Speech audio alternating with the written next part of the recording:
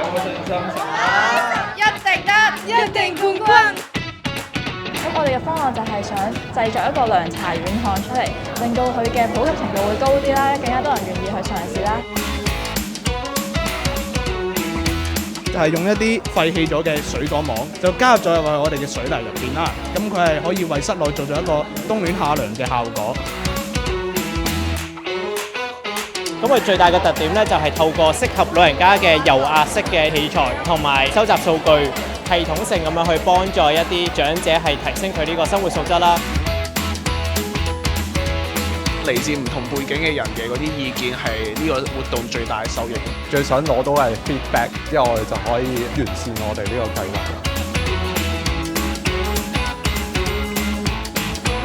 加油！加油！加油！